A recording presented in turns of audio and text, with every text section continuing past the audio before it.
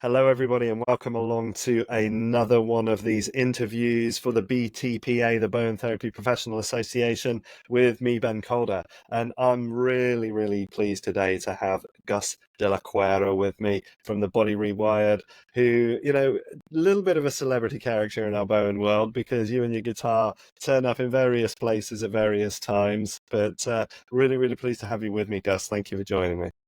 Thank you for asking me, Ben. I've been following you for a while now as well. Although we haven't actually officially met. I think we've bumped into each other once or twice. But yeah, no. So no, thank you for asking me. It's great to be here. Yeah, I think the last time we had a ships in the night moment was at the Bowen conference, which I think would have been about 2018, wouldn't it? Around there, 2017, 18, I think. Yes. Yeah, yeah, Yeah. No, sure. it was just yeah, because you were actually a speaker there, weren't you? That's right. Yeah, yeah. I was sharing a bit Yeah. about So integral theory and qigong and that's various it. bits Yeah, there. yeah, So yeah, yeah, that was a good one. yeah. Yeah, and certainly you've really been on my radar over the last few years. Uh, just because the lymphatic work, which I find really interesting, that's been a cornerstone of stuff that you've been doing. B, the Vegas work, which is, I think, some of the stuff that you're probably most popular for, certainly on social media, where you've produced a lot of really, really good information. And so anybody that hasn't checked out Gus's work, especially via Instagram, there's a lot of really, really good stuff in there. And also, I see you're moving into the functional medicine, the immune system work as well, and that being a really key part of a program that you're now developing, Reset 101, that's available via your website. But we're going to get into that a bit later on. Sure, But I sure. want to, you've got a history going back over 35 years, bodywork and various things. But I'd really love, especially for anybody that's maybe not come across your work before, first of all, tell us a little bit about how you got to where you are today, what got you involved in physical therapy, and what your introduction is to Bowen as well. Yeah, I mean, yeah, 35 is a long time. I look 25, but yeah, it's about that amount of time. So you can be forgiven. No, so my interest originally, really, my favorite subject at school used to be biology. And my brother used to be at that time into bodybuilding as well. I'm talking sort of late 70s, early 80s.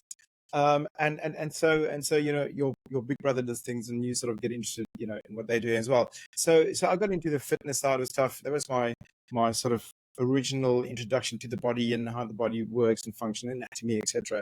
So I was still in school, really up for that kind of thing. And then when you finish high school, you sort of think, well, what am I going to do next? In my head, physiotherapy was sort of, well, I'd like to do something like physiotherapy, but physiotherapy, I just in my head at that time, I was thinking physiotherapy just for old people, rehab, all those kind of things. So I sort of parked that, far away, and then got more into the fitness side of things, became a personal trainer and fitness instructor, etc. Then moved over to the UK end of '99, and then I was still doing the fitness training stuff, and then decided, but I need something more. I need more information, and so I started getting into sports therapy and sports massage, deep tissue work, etc. And then I was in a workshop, and there were two Bowen practitioners on the workshop, and they said, oh, I was still trying to do physiotherapy. I was still trying to think, how can I go and study physiotherapy? Well, timing wise, it just wasn't going to work out. I already had a practice. I was busy in my sports therapy practice, and they said, oh, we wouldn't worry about the physiotherapy. Why don't you go try the Bowen technique? And I was like, what's a Bowen technique? And they go, oh, you do fetal things there, walk out the room. I was like, okay, that's just not my thing by the sounds of it. And then once again, left that behind. But 6 months later, I went online and found the Bowen forum. It was before the days of Google. I think the search engine there was Yahoo or Alta Vista or something. Um, and I went online and I found European College of Bone Studies. But first of all, I found this forum about all these therapists talking about all these things that they are busy dealing with and treating. And I was thinking, and here's me standing, slaving away, trying to soften somebody's glutes for 45 minutes. And they're busy treating asthma and they're looking at helping people with this and that. And I was like, I want a piece of that. So I went on and I found the European College, then ECBS, now CBS, European College of Bone Studies. And then went straight into a training course with a guy called David Howells, who was my teacher. Lovely guy, originally a chiropractor, and he was in the Bowen scene since sort of early 90s. And that was my Bowen journey. But I must admit, my whole 12 months through my Bowen journey, I was thinking, they're pulling the wool over my eyes. This is not going to work. They're taking my money, showing me all these weird things. It's not gonna work. I think for a lot of people, it's like that, right? When you start going to Bowen. But then, yes, the results started coming in. And then I had to make a decision one day, as in my head is saying what Bowen stands for and the way Bowen works, but I was still doing the opposite a lot of times with my deep tissue work and everything. And so one day I decided, for my mental clarity, I have to decide which way I want to go. And so just over 20 years ago, I decided Bowen is the way that I want to go. And that's when it all shifted for me. And sort of the journey started from there onwards. Yeah. So what What a did you journey. find the most difficult thing then to really grasp, having come from that kind of, that more effortful manual therapy point of view? What was it that you really struggled with mentally on that?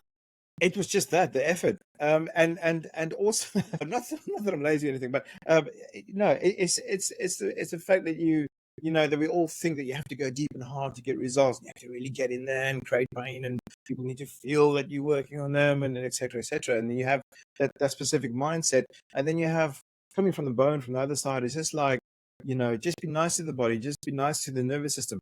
And I was finding that I was contradicting myself, what I was telling people, because I like to educate clients as well. I like to talk to them, and they'd like to hear. Well, sometimes they glass over, and you got to stop talking now. But I like to educate them as well. And I'm finding myself, it was difficult to explain to them how Bowen works and the effectiveness of Bowen, and then get them on the couch and go deep tissue pain. So that was that crossover. And then obviously, when you make a big change like that, you think, I'm going to lose all my clients. I'm going to switch over from this to that. They've been coming to me for years for massage and deep tissue stuff. But if I switch over now, I'm going to lose all my clients, etc. And then after a while, and I think it comes with age as well and with experience, it's the fact that you realize people come to you because of you. And I think that's what a lot of therapists sort of miss out on. They sort of think, it's a technique, whatever. Yes, it is.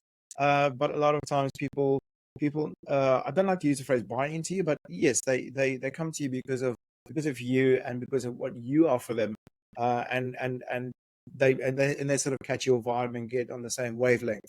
And ultimately, that's why I think we find clients stick with us. Certain clients stick with us, no matter which way we go, because they come to us for us, for you are. And I think that's a lot of therapists forget, or maybe not think about it, is the fact that don't stress too much about it is what you do, because people will come to you and they trust you for who you are and what you stand for. Yeah, I think that's such an important thing as well. Many years ago, I can remember a mentor saying to me, "Look, you're the brand. Stop hiding behind the system. You're the brand. Absolutely. You've got to remember." Which again, it does to a degree have a bit of a corporate business edge to it. But ultimately, if we're not being effective in the business, then actually it also limits how many people we can help. So there needs to Absolutely. be that growth on both sides to make sure that we're representing ourselves in a clear way. And I really appreciate what you said as well about the fact that you educate your clients. It's not just you come in, you get on the plinth, I do a thing for you, you get out, and then you just keep on coming back and back and back without actually understanding where they're coming from, and how, with the right types of understanding of how they get into those situations, actually they can reduce the amount of time that they need you. And I think that builds up a very strong bond of trust when they realize you're not just trying to scalp them for every penny that they've got by having them come back all Absolutely. the time to solve the same problem. Yeah, yeah. And you touched on a very important point there, in the sense that when you become a therapist and when you become a self-employed therapist, you are a business. You're taking money. So the minute you start taking money, you're a business. And yes, we don't like to talk about the M word, and people find it uncomfortable. But at the end of the day, that's what you are. And I think that's a lot of people forget or try and shy away from. I can't charge this, I can't charge that, or it's they feel guilty for taking money, Yeah. type of thing. But if this is your job and this is what you're going to do, and the point that you made as well is the fact that you forget that if you don't treat your practice like a business, eventually you'll probably go out of business, Yeah. which means, yes, you're not able to help any more people, if you stop treating. So unfortunately, you have to take that little edge as well, or that side, that flip side of that coin as well. Pardon the pun. Of the fact that yes, you are a therapist and it's all about compassion and trying to heal people, but at the same time, because you take money, you're actually a business. So Yeah, you have to apply yourself to a certain degree, being a business. And the other thing that I think people shy away from is sort of the advertising part of it. Well, I'm not good at sales advertising. You don't have to be good at sales advertising. All you have to talk to your clients or talk to people about is what you enjoy doing, you yeah, know, and that's not sales. So when you talk about what you enjoy doing, as you've mentioned, what your passion is, um, it's not sales, but that's what people want. They want to know that you are passionate and you enjoy what you're doing, and that's what attracts people. yeah, So yeah. it's not about sales. You don't have to think that you're trying to sell yourself. Just tell Yeah. people what you enjoy doing. You know. And I think as well, it's easy for us to forget that to even become qualified, we've often spent thousands of pounds and God knows how many hours dedicating ourselves to developing those techniques and skills, to Yeah. understanding and Yeah. understanding ourselves on that level as well. And that's not a small investment. So for there to Yeah. be an exchange back from that is actually okay. Yeah, exactly. It's that little meme that goes around, you're not paying me for my time, you're paying me for my investment and my expertise that I've, invested X amount of money and time in. That's what you're actually paying me for. Not for that, Yeah. 45 minutes or 1 hour that you have me there. Yeah. So yeah, yeah. And it's interesting as well that in your kind of own development away from that kind of heavier sports massage, part of which is mindset, one of the things that has stood out to me just this last couple of weekends, I've been away working at the Eden Festival, the Soul Revolution Festival, Yeah, I sharing saw that. Bowen Yeah. with people. And there's been Thai massage practitioners there, both traditional Thai and some of the kind of the adaptations in there. And I've treated people, we've kind of done exchanges because I'm always curious as well to experience other people's perspectives and Oh, of understand the course. way of Yeah. looking at stuff. And Yeah. one of the things that kind of really twigged to me is that I think, and again, anybody that's listening to this, please feel free to correct me in the comments, but there is a mindset within the Thai of working hard is important.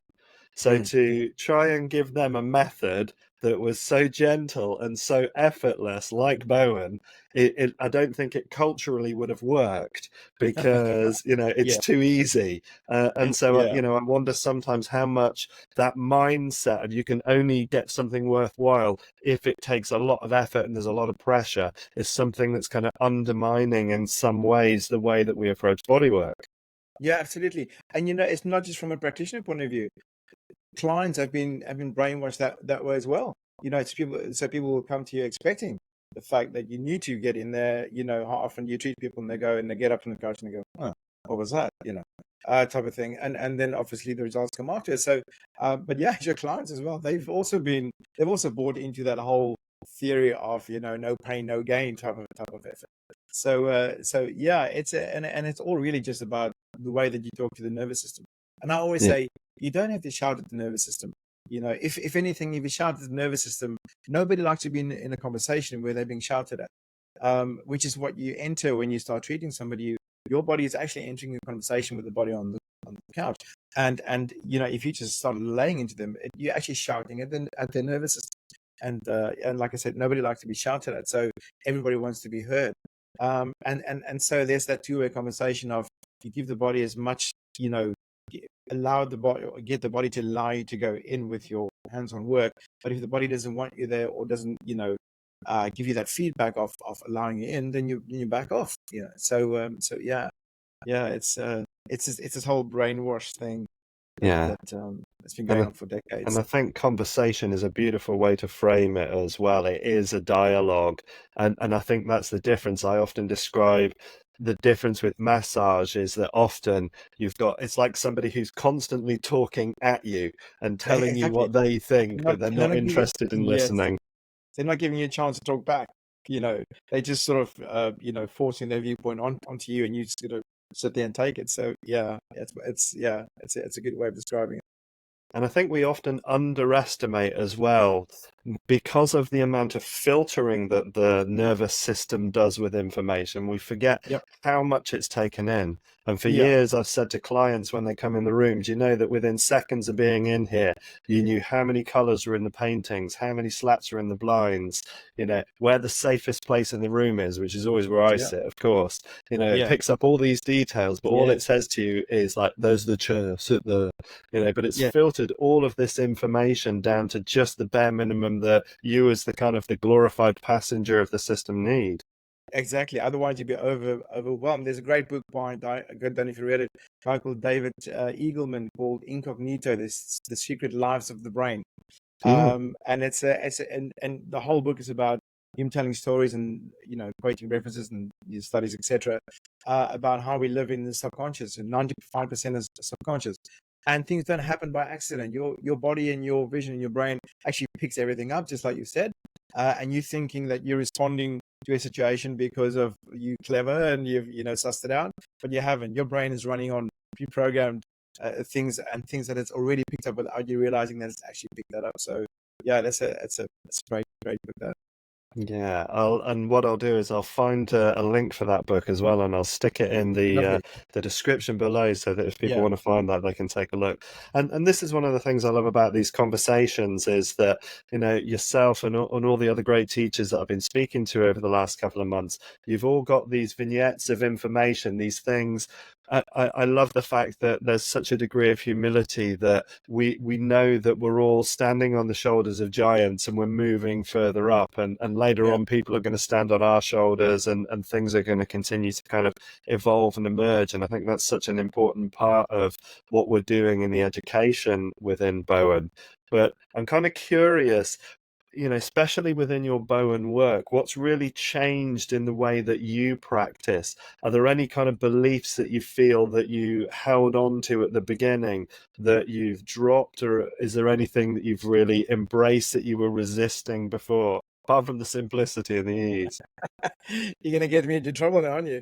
Yeah, definitely. Let's go there. You know, times change. It's time that we continue to move forward. um, I think the biggest change for me, and I still see obviously teaching. I don't like the word teaching because I don't see myself as a teacher. I see myself as a sharer of information, because I don't think, you know, you have this vision of a teacher knowing more than you do, but they actually don't, you know. So it's just sharing information. So going around sharing information, what I find, you know, and what I find with myself up to a few years ago is that is that you beat yourself up about by being so loyal to what you've originally been taught, which was a manual with numbers, Mm. and you think that that's the only way, and if you get one of those numbers wrong or leave one of those numbers out, then things are going to go badly wrong, you know. Um, and so, you know, so I was very early in my training. I was very much, you know, that's that procedure or that protocol, and this is the numbers and number one, you know, and number, and you go and you work your way through those moves, and you think, like I said, you know, if you leave something out, that's when it goes wrong, or if you turn the body over and you don't do what we call hit the lat first, then it's not, you know, it's not going to work.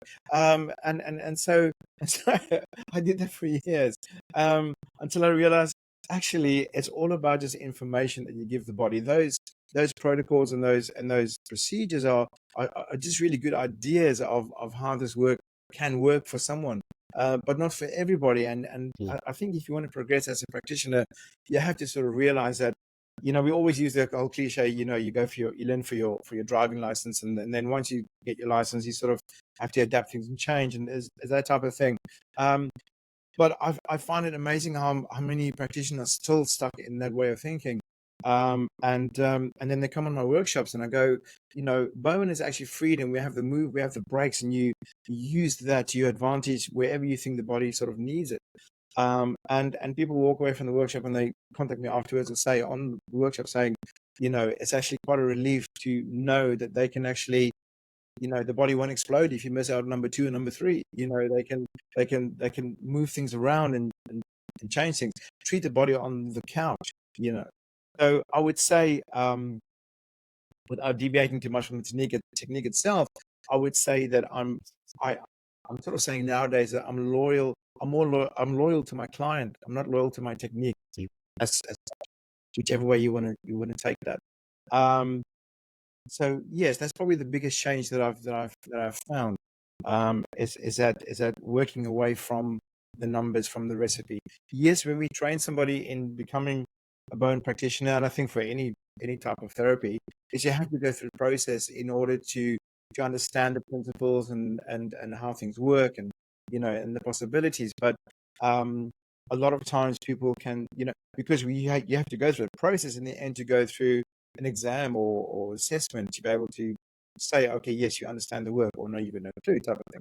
So you have to sort of go through that process of learning things a certain way. But then a lot of people, unfortunately, then get stuck in that way and thinking there's no other way. And once again, if they don't do it that way, things are going to go wrong. So that's the biggest lesson I think that I've learned is to go more what the client's body is telling me, and use the work that I know and add some different ideas to that. So Bowen is still my base. Is the move we use in Bowen is brilliant, but there are other therapies using exactly the same move. So your shiatsu massage technique actually use the same move. So it's not that move is not isolated to just Bowen. And the bone breaks are originally osteopathic, and Tom Bowen obviously called himself an osteopath to start off with in any case. So yeah, so you have the move, you have the breaks, and you can use them in so many different ways to target specific areas and specific things. But yeah, so that's what my workshops are about: is taking people out of the sort of patterned way of working.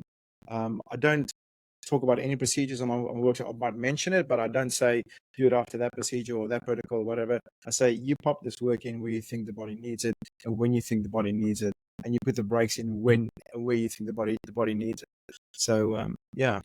And I think what you're really speaking to as well is the fact that you're treating individuals as individuals rather than seeing them as a paint by numbers, as a formula that we go through. And I think it can be too easy to just think, well, we'll do turn the body over, do and then we're Yeah. done out next.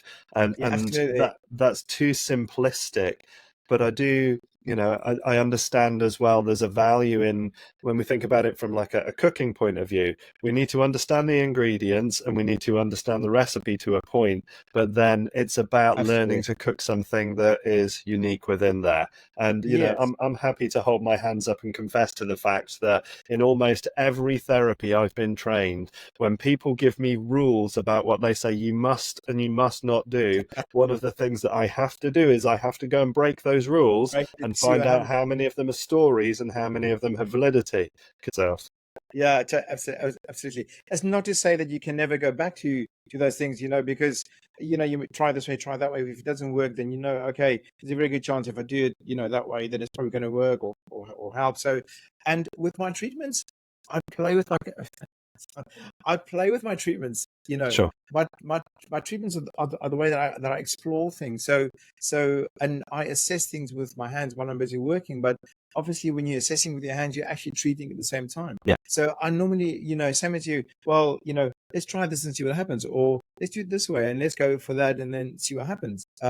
Which is, which is the way I generally work. And then my clients get off the couch afterwards and they say, "Well, what do you think is going to happen now?" And I go, "I don't know. We've chucked everything up in the air. Let's see what comes down." Yeah. And they And I think I'm think joking, that I'm serious. creativity and that curiosity are so important when I we're think being so. individual with each client on the couch, because even if they look like they've got similar histories or similar problems, actually Yeah. how that nervous system has then internalized that and why it's doing what it's doing is still unique to that individual.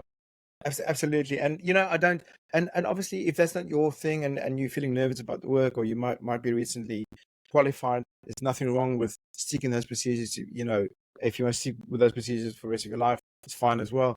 But if you want to develop as a practitioner and really get to understand the work, then I think you have to just go off here a little bit, go off there a little bit, try a few things, differently, and see what happens. Yeah, I mean, I'm certainly as well one of my mentors in epigenetics, which we're going to get onto a bit of your functional medicine stuff in a moment. So at 75, he is still exploring and updating stuff that he's been working with. You know, he qualified the year I was born. That's how long he's been working now, and he's still You must be really educating. old. Yeah, really old. Yeah, thanks. I know it looks good, doesn't it? But he's still kind of reviewing and refining and taking on board new information, new research, and incorporating that and adjusting what he's doing. And I think that's so important if we've got any approach to health, is not to close the doors on potential new information and what that can lead to. Sure. And of course, the biggest Yeah. source of that is right there in the client. Yeah, absolutely. Yeah. Yeah. So let's move on a little bit, because Yeah. one, you know, I know, for example, obviously you, Bowen practitioner, you're a teacher of McLaughlin scar tissue release as well, but and I've known like your work through lymphatics, through Vegas, and now you've put together a program which is Reset 101, which has that Vegas, lymphatic, and immune system as three key components, which again, I love that as a combination. But I'd love for you to just take us through why you want to put those three components together and what you think that interrelationship is between them. Sure. When I was teaching for CBS for the Bowen College for quite a few years, and then left the college, and I thought, right, I still want to teach, but I want to do my own thing. And so I teamed up with my friend and colleague Paula S. And after we both left, and we obviously, with the Bowen work, we know that we definitely, there's definitely a parasympathetic response in there. So i.e. your vagus nerve is getting activated big time with the way the treatment works. But also Bowen is really good for assisting lymphatic work. And so lymph was the first avenue we sort of went into. Got involved with the lymphedema training academy as well. And so we brought out the lymphatic Bowen workshop, which was a 1-day workshop. And then I wanted to go further into that, and Paula wanted to do a few things. So we sort of went our separate ways, still best mates. But yeah, so I then took the Bowen the lymphatic work to a 2-day workshop, incorporating more work obviously into that workshop. And so, and it's great because once again, as the Bowen moves and everything, but just more specific lymphatically, we should start making a bigger difference. But then I started realizing actually, all the key areas for lymph that's really important, you're actually working vagus nerve at the same time. So when you look at the neck and the face and all the cranial stuff around there, and it's so important for the lymphatics, for the lymph in the brain, to be able to drain properly, and a large proportion of the lymph in the brain actually drains into the sinuses. So bang, you get onto lymphatic straight away there. But trigeminal nerve is there, and in the brainstem, your trigeminal nerve hooks up to your vagus nerve in the brainstem. So what happens in trigeminal happens in vagus, and what happens in Vegas doesn't stay in Vegas. So there's a big combination of all of a sudden that when you start working lymph, you're actually working Vegas as well. And when you go down, which you don't really cover as part of training generally, is all the visceral stuff, all the abdominal work, and it's so important. But so important lymphatically, but once again, your vagus nerve wraps all the organs. So as soon as you start working lymphatically around the visceral area and abdominal area, you're stimulating vagus at the same time. So those two areas sort of started. So I was running originally a separate course for 2-day lymphatics and 2-day vagus. And then I started getting into functional medicine started stuff. And then I realized more, or became more aware of the fact that when you're doing body work, you're actually triggering the immune system at the same time. You can't help but do it, as soon as the body needs to read information from thoughts, from touch, vision, hearing, etc., those things will trigger an immune response within the body. So, and your vagus nerve is your anti-inflammatory nerve and an immune system regulator, and your lymphatic system is a transport vessel of your immune cells. So all of a sudden I was thinking, oh, well, look at all this. What am I going to do now? Where am I going to go with all this? And so so when I started getting more into the functional medicine side of stuff, I thought, right, so you can actually start putting some of this work together, and you can actually So my Reset 101 workshop, and I brought on a mentorship now as well. The 2-day workshop sort of covers the crossover points of where you'll work the lymphatic system, but also very effectively work the vagus nerve at the same time. And then a part of the workshop is actually introducing people to a fairly sort of unique way of looking at functional medicine in the body. And I think we had a chat about that a while ago via Instagram about TH2 and TH1 stuff. Yeah. So I got introduced to the work of Dr. Stuart Gillespie. I got interested in his stuff via Perry Nicholson's Stop Chasing Pain, because he treated Perry Nicholson. And got involved with, got into Stuart Gillespie stuff, and then did a mentorship with Stuart. And Stuart's work is all about your TH systems, and you'll be able to see where your clients are stuck. So I don't want to get deep into it, but the innate immune response, and then you have the acquired. So when your innate immune system can't cope with stuff, then it will call on your acquired or adaptive immune system to start helping out. But there are very specialized type of cells then that start getting involved. So, for argument's sake, your TH1 and your TH2 cells, TH1 cells go after intracellular infections, i.e. viruses, and your TH2 cells go after extracellular infections, which are often mold and parasites and bacteria and external stuff. And people will display specific type of symptoms depending on which acquired system is busy running. And so all of that's together. So what I do in Reset 101 is on the practical side, go over all the work that covers lymphatic and vagus at the same time: head, face, neck, sinuses, drainage, lymphatics, but also the visceral stuff. And then introduce people to certain TH2, TH1 type of immune responses and how to recognize those in your clients, and possibly what you can look at sort of helping them with. So that's how Reset 101 came about. Beautiful, beautiful. And what kind of insights are you noticing that your students are having as they're putting this work into practice? What kind of changes are we seeing in those outcomes? When you start teaching or when you start sharing this information and do these workshops, you're always thinking, sort of imposter syndrome, how much is this going to help, because I'm using it and I'm doing some stuff with it, but, how other people receive it and what's going to happen when they go out and use it, are they going to see results? And it's been really great, the feedback from students, the extra options they now have, looking at, clients coming in and what they're presenting with.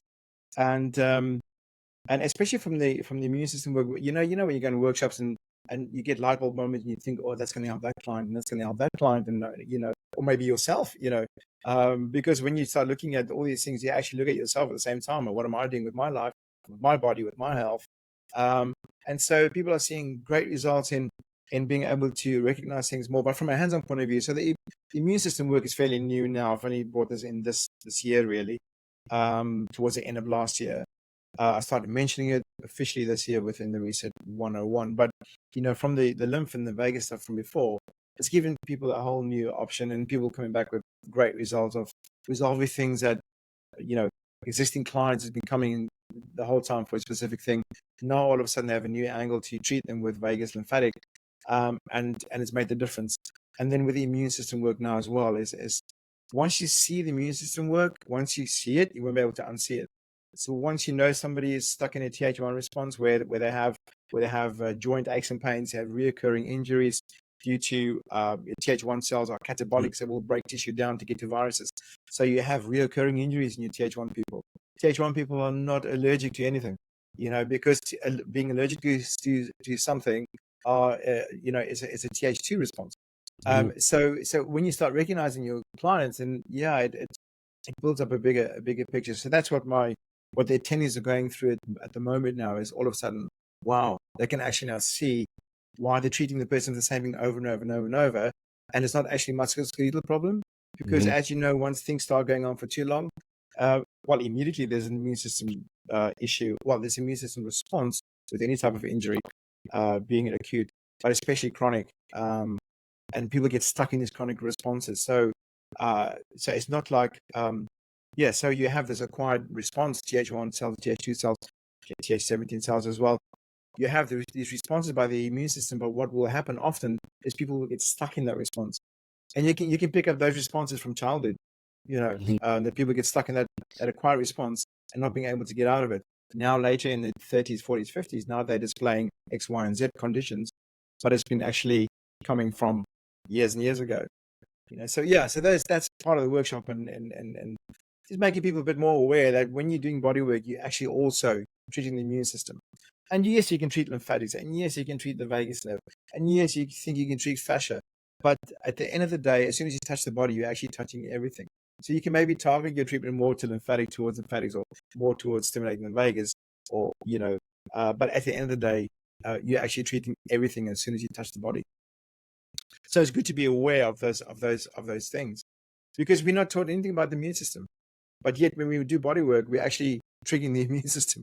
And I think it's really important as well. I mean, again, I think for especially Bowen practitioners and students listening, I think one of the big takeaways within what you're saying as well is the fact that if you're not getting the results that you expect to, don't think it's because the work you're doing is not good. It's just Totally. that maybe the picture is more complex.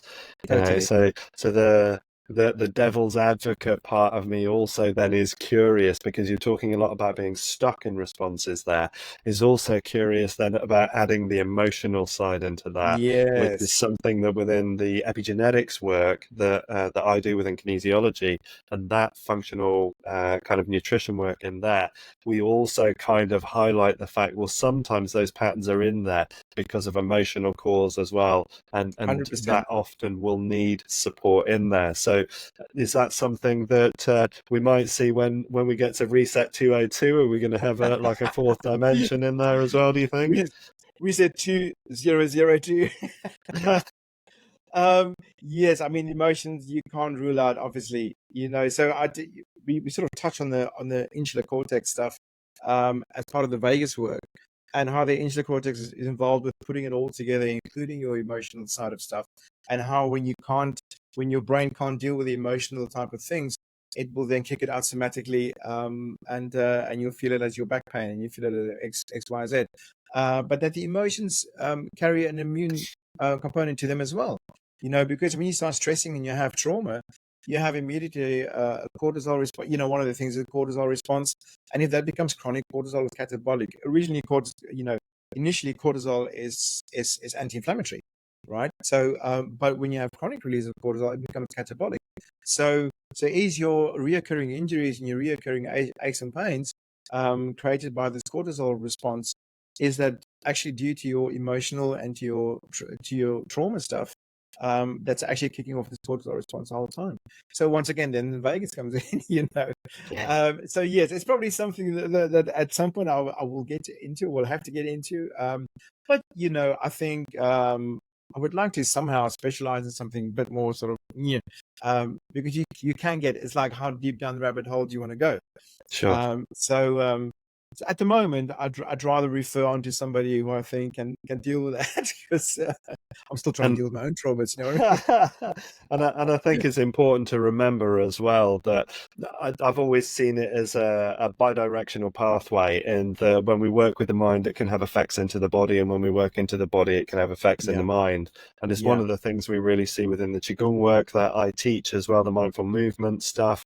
And it was really interesting. A little while ago, you were talking about the draining of the glial system and how the sinuses are dealing with a lot of that. One of the first things that we do in any Qigong class is we do a number of very gentle neck mobilizations, Right. and then some gentle shoulder mobilization work, just to start to open up the joints. And one of the things I always notice is how that you get that kind of emptying, and you can hear a lot of people kind of clearing throats and other stuff. There's all that kind of sticky stuff that's been, I always laugh about it being the old cheese in the brain just finding its way back out again. Yeah, totally. Absolutely. So once again, my with my workshops, and if my clients present with something in particular, maybe vagal stuff and lymphatic stuff, that's where we start. And we so sort of not maybe brainwash is maybe a strong word, but we so sort of make use of the fact that you've always got to start your client face down, and and then you do this, and you can start face up. But when if you're looking at trying to same as you guys with a Qigong, trying to start clearing things, you've got to start at the openings, so you can't have the shut fire exit and chase people out of the building. The fire exit has to be able to open up. So we often will start with clients face up, opening the exits first of all, and then you start working away from the exits. It starts sort of clearing that way.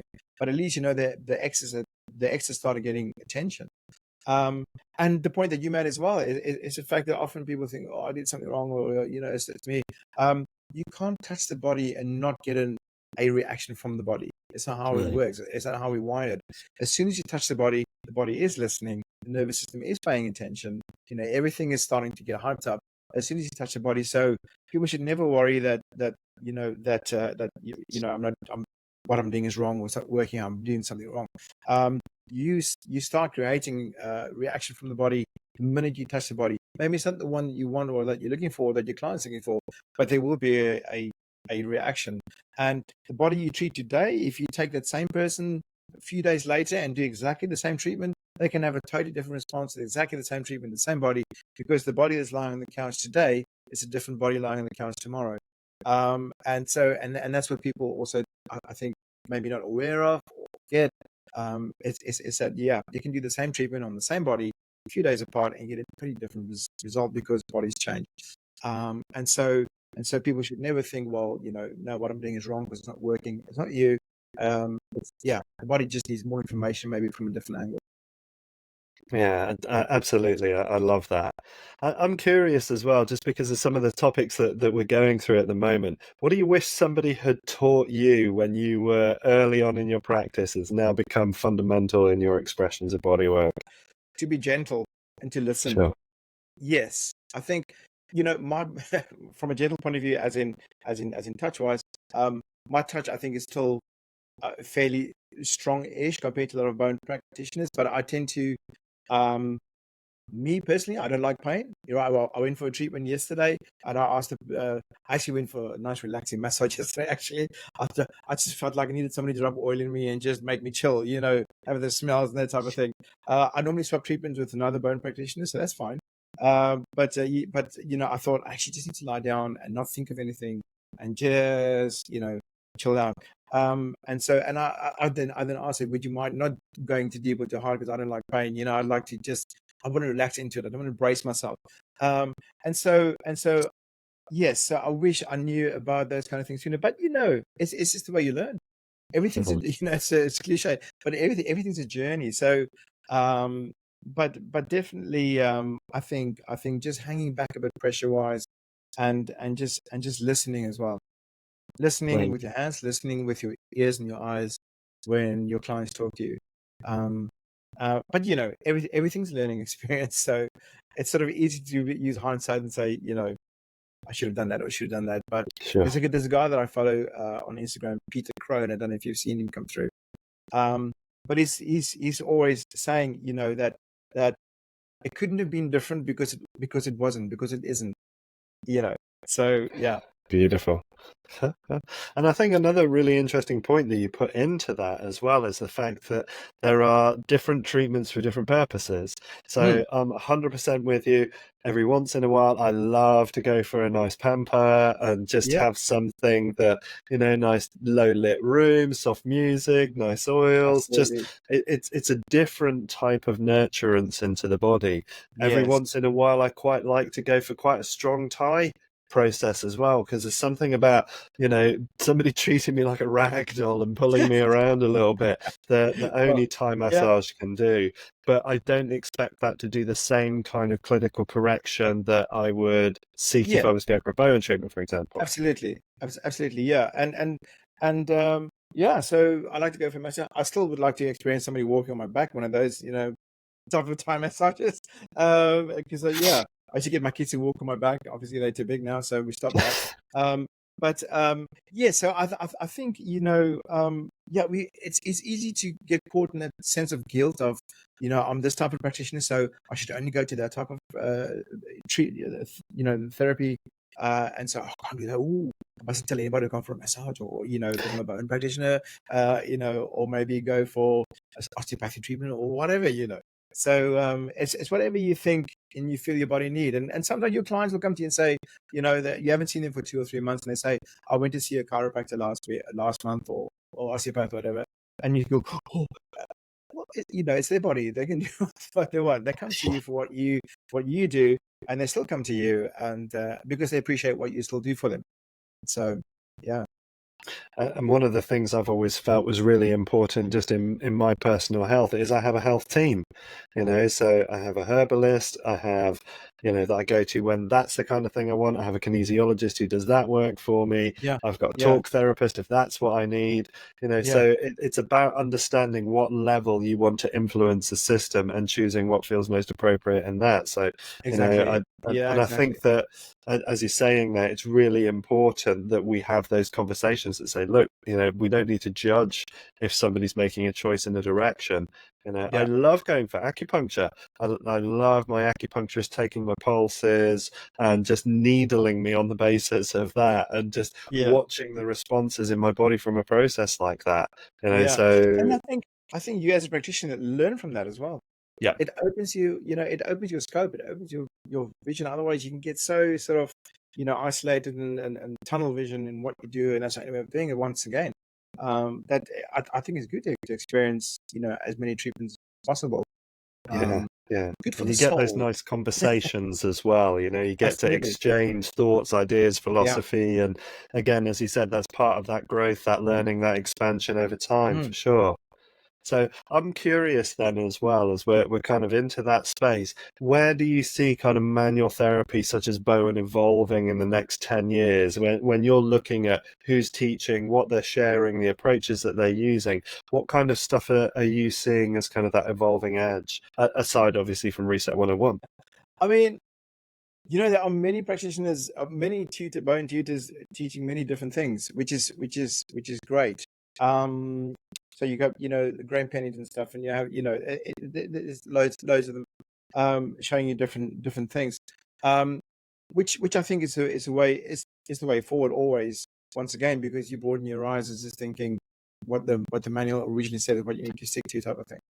Um, so yeah, it's difficult, because Bowen obviously been going for quite some time, and I think unfortunately what's still happening is this big divide and this big, all the politics and everything involved in that, and I think to an extent that's definitely holding it back. So it was great. I was sort of involved with the Bowen Summit with the guys from Australia, these two hands film that came out, and so I was sort of involved there, but. And we had a Zoom. I can remember we had the Zoom before the event, and there was one or two of the tutors from Australia's side. They were sort of highly against the fact that that they brought Robert Schleip in to talk about it, Mm. and they were saying we don't need Robert Schleip. Sort of I treat 100 people a week, and I've never done any advertising. We don't need Robert. But it's like, Robert Schleip has got, tens and 100,000 followers around the world. We need people like that to actually drop the word, drop the Bowen word and say, this is what, the Bowen guys do. And this is how I think practical response to it. Because I think we were at the same fascia symposium that you and Robert Schleip spoke about fascia in the latest research. It was the very last live one, actually. And he threw Bowen in there a few times when he was talking Mm. about, and he was saying, and I think that's what Bowen practitioners do when they walk out the room, is they give the nervous system the chance to use that information that just come in and change and blah blah blah. So I do think we need people who has the following to actually drop the Bowen word. So that'll be a good thing as well. But then it will be so much better, as we all know, for everybody to come together. But it's a very difficult scenario because he said, she said, and we here and you there and type of thing. So that's a bit of a shame. So I think that to an extent holds the whole thing back, and you know, and research as well. But then also on the flip side, once again, is a lot of times I think bone practitioners sort of, because we're holistic, we treat holistically, we sort of take a swipe at the medical society and where we should actually, that's guys who put the years in, they put the hours in for what they're studying. And they often have to deal with things right there just to save lives. We're very fortunate in the fact that we have people coming to us who are okay. They don't need that kind of treatment. So we need a different level. And people say, well, we should, this treatment should be in the NHS. If in the UK, it should be part of the NHS treatment. Yes, but why should they accept us? If you look at the bone training, it's essentially you can get qualified after what, between 15 and 20 days of training. You're a qualified bone practitioner, and once you've done that, you don't have to do any courses to treat, because as long as you get insurance, you can treat. Mhm. So there's that problem. And then I guess from from the BTA point of view, BTPA point of view, and other organizations, as far as the amount of CPD that you would need, and obviously they can only suggest, and then the members vote on what they then decide on. But I don't think 4 days over 2 years is enough to Yeah, sure. to sort of say, well, I'm stepping up, because it's not. So I don't think we can put ourselves in the same category as other people who study for years and years and do what they do. Yes, we don't always agree with what they do, for obvious reasons, but we have to take some responsibility and sort of say, okay, well, we need to put the hours in, and we need to put the work in, for us to be respected more, Yeah. and to be accepted more. So And I think you make a really valid point about that willingness to be in the room with each other, have conversations with yeah, each other, understand each other's point of views. It's part of what my intention is behind these interviews, is just to allow a lot of the voices to be free to speak, to know that, and again, from integral theory, which is the theoretical background that I work with in clinic, we know that nothing is 100% wrong, that everything yeah, has a place and a purpose if we only know how to fit it into the right way. And absolutely, rather than holding some kind of elitist or superior stance about thing, it's having enough humility to be able to say, well, this is what I do and this is what I understand, and I'm interested in what you do and what you understand. And I yeah, think when we know how to use each approach for what it's best at, and not to be trying to draw, that this is the everything, we can do everything with this thing, we need nothing else. The example yeah, you gave with Robert Schleip, of course, the guy's got so much experience and understanding in his work that we'd be foolish not to listen to that, explore that, and just to allow those viewpoints to become part of that growth process that we're going through. It's so important, and to have that integration over time with services like the NHS and so on, which we yeah, know is on its knees, and we need to be in a position where we can say, look, in this way, with these tools, we can help at these bits. yeah, Can that be of yeah, service to you, and how can we integrate that with you? And like, as you say, Paula, who you mentioned earlier, the work that she's done with the Northern Integrated Health Practice, and her absolutely, willingness yeah. to engage. That just showed that it was possible if you approach it the correct way. So yeah, no, absolutely, absolutely. But we'll get there, Gus. We'll get there. We're gonna We'll keep get on there. We'll doing it. get We're there. gonna keep on But doing it. we'll we'll But we'll, we'll drag I'm each other over curious the to, finishing line. yeah, yeah. Maybe not tonight, but we'll get there. No, no. We're on it. And again, people like yourself who are more open and who are more willing to listen and take bits on board without.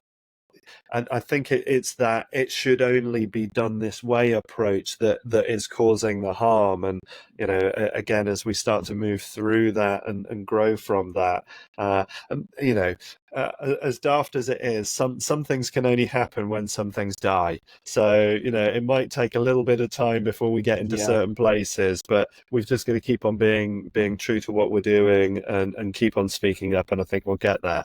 But yeah, as an almost final question, sure. penultimate question, I'm curious about what you think we should be exploring in bodywork that isn't being given enough attention. Oh, that's has to be the immune system. Yeah, It has to be the immune system. We know, as you know as well, when people come to us nowadays, their problems are systemic. yeah, Their problems are systemic, which means, yes, we can, with the hands and work that we do, we can make a big difference, but we can only do so much. So I think, which you already do as well, is you have to start looking at the bigger picture with your hands and work, thinking, start moving away from just it being musculoskeletal, or being you touching, you working muscles and you working fascia, to that extent. We have to look at what the immune system doing. I can remember when cancer was 1 in 9. Cancer is 1 in 2 now. yeah, Autoimmune diseases are on the rise. All these things are just going up and up and up, and becoming more sort of there. in your face. So I think as body workers, we need to start looking a bit more on what we can help our clients from an immune point of view, because it's these problems are systemic now, and they're not going to go away. And we need to know a little bit more about it's just basic stuff that I just touch on the Reset 101 and the 8-week online mentorship, which I go in a lot more detail with. But just simple gut health things. Simple things on how to, I don't want to use a V word, but I'm going to viruses. Viruses. But how to, we'll never get rid of viruses, but how to play them a little bit, how to try and contain them a bit. Just things like that. And my other big thing is mold toxicity as well, which is so rife, but we don't know it because we don't know what we're actually looking for. But almost every third client or fourth client that I speak to and start asking questions, there's some mold toxicity involved there. Just simple things, it's just really good to know a bit more about those kind of things, and just general lifestyle stuff as well. Which I think as hands-on therapists, we have the opportunity to help people there and then, and to change things big time for them, because they don't know. And as we know, from a medical point of view, it's not really their thing, so they're not going to look at that. It's very much a symptomatic treatment. So we have the ability for people. We have the hour. We're not a general practitioner. We have 5 minutes, so we have that luxury of being able to talk to somebody for an hour, or however long your treatments are, where you have time to speak to them and actually delve a little bit deeper and say, well, maybe we can try this and that. So I think we're in this great sort of opportunity where we can need to know more about those kind of things to help people a bit more, because they're not going to get help anywhere else. Yeah, sure. And I think you're absolutely spot on with that, wanting to understand the immune system better. And one of the questions that I often put to clients is not, the thing, the pathogen that we see as the potential problem, but why are you susceptible to it? What is it that's either in excess or deficiency in your system that prevents your immune system from adequately dealing with whatever it is that's encountering? And we know from the thing that happened the other year that most of the people who had serious and chronic cases were so severely vitamin D deficient that their immune systems just weren't able to function. Something so simple, so easy that we can deal with, and yet those are things that are being overlooked because, certainly from a mainstream medical point of view, they're just not financially lucrative. So exactly. And also knowing that your acquired immune response, when things becomes a bit tough, and the pathogens and things that our body has to deal with, and switch over to acquired response, that acquired response is not going to stop until the problem is solved that it's trying to find. And so it's like the Terminator. So your T cells are in a positive feedback loop. In other words, they won't stop until the problem is dealt with or controlled. So so all those little things, and like you say, what people are deficient in, etc., etc. It's like, it helps to know those kind of things, because something simple like that can make a massive difference. Yeah. Beautiful. Thank you so much, Gus. It's been, we're nearly at the top of an hour on top of that, so it's been a wonderful discussion here with you. I've really enjoyed that.